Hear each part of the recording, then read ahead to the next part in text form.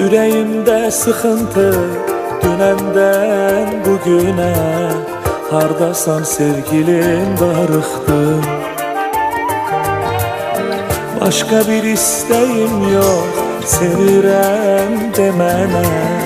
Senin o sözüne darıxdım. Ekskluziv olarak rum.az sayt üçün. Yüreğimde sıkıntı dünenden bugüne. Hardasan sevgilim darıxdım. Başka bir isteğim yok, sevirəm demene. Senin bu sözüne darıxdım. Harda olsam demən gələrəm. Heç olmasa seni görərəm. Canım gözüm əzizim, şirinim şekerim. Nazlı yarım yaşam həvəsim. Bir gün seni görmesem sıkılar yüreğim.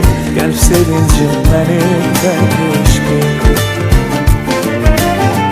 Darıxdım, darıxdım, darıxdım, darıxdım. Mənə səndən başqa dərman olan yox.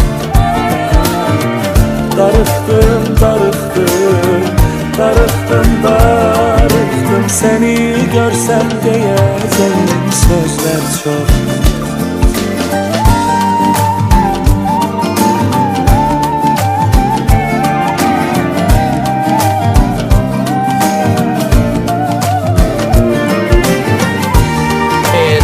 Orhan Production təqdim edir.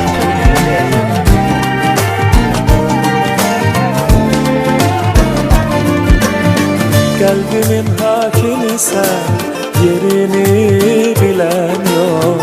Düşünürəm seni darıxdım. Sen benim çiçeğimsen, yüreği okşayan. Senin ətrin üçün darıxdım. Harda olsam demən gələrəm. Heç olmasa seni görərəm.